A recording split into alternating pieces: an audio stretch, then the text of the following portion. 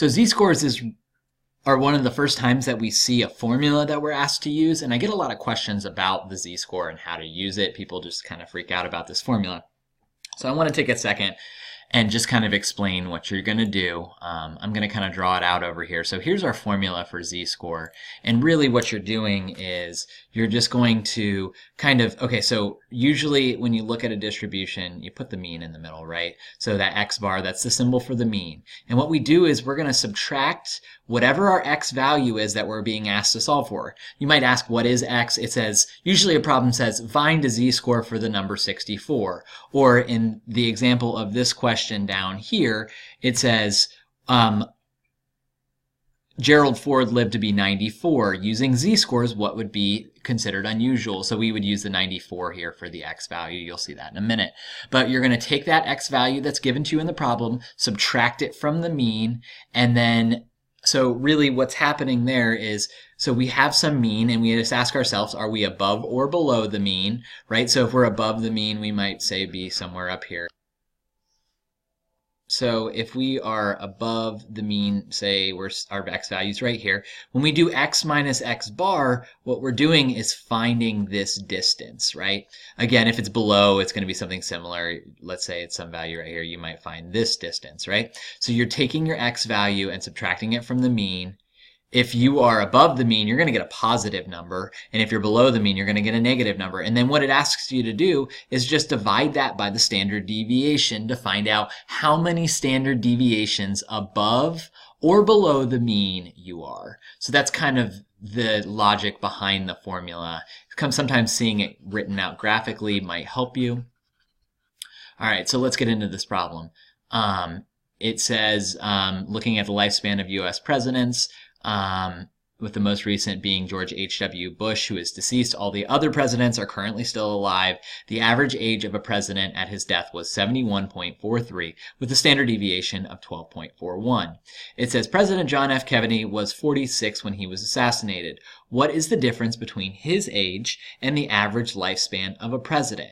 So how we do that is we just subtract the age of the president by the mean. So in this case it would be 46 minus 71.43. And that would give us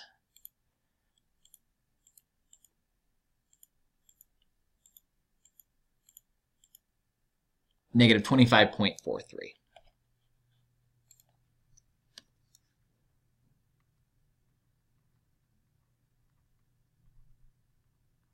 Please know that on the MathXL homework, there's a problem like this, but it asks for the positive difference. So rather than putting the negative difference in, all you would do is just put in the positive version of that.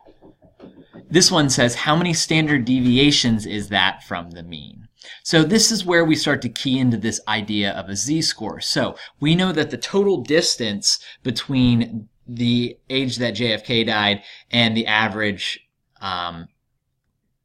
would be, so we've got the average here and he died much younger than the average, so we know that this distance is 25.43. Now we just want to know, chop that up into standard deviations. How many standard deviations is that from the mean? So what we're going to do is we're going to take that negative 25.43 and we've divided that by the standard deviation, which is given to us as 12.41. So we divide that by 12.41.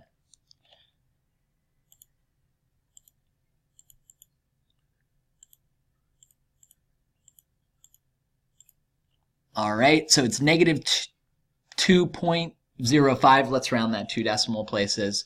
So negative 2.05. All right. So it says, using the data from all the U.S. presidents, convert John F. Kennedy's age at time of death to a z-score. Hey, guess what? That's exactly what you did. Look at the z-score formula. Take your x value, which is 46. Subtract that from the mean, which is 71.43. And finally, divide that by the standard deviation, which is 12.41. Please remember that you need to do the stuff in the top first. So if you're going to be typing this into the calculator all at once, you need to put this in parentheses. What I like to do is just go ahead and hit enter before I divide. But if you're going to want to type it all in at once, that's what you're going to want to do. I will just confirm real quick. So we would do 46 minus the mean, which is 71.43.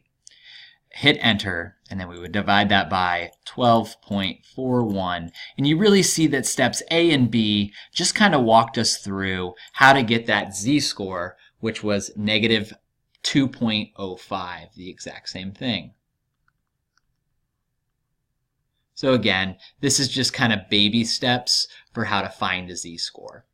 All right, so the last question says, was his lifespan considered unusually short compared to the other presidents? Please remember that with z-scores, we consider something to be unusual either way, whether it be too large or too big, if it's outside of this range of negative 2 to 2. We know negative 2.05 would just be right outside, so the answer to that would be yes. We would consider it to be unusual because that z-score is less than negative 2. All right, it says Gerald Ford lived to be 94. Using z-scores, would his age be considered unusual? So let's work that one out now. So here, again, this is the way it's pretty predicted. So they give us this age of 94. That's definitely going to be our x value. So our x is going to be 94. I'm using that z-score formula. I'm going to use the same mean, right? So actually, the symbol for this one, I haven't really brought it in yet, but when we think about this, this is actually population data, isn't it? So the mean of this would be 71.43. And then actually we were going to use this symbol for standard deviation because this is population data. These are the ages of all the US presidents who have died. And that was what, 12.41? All right, so we've got these numbers.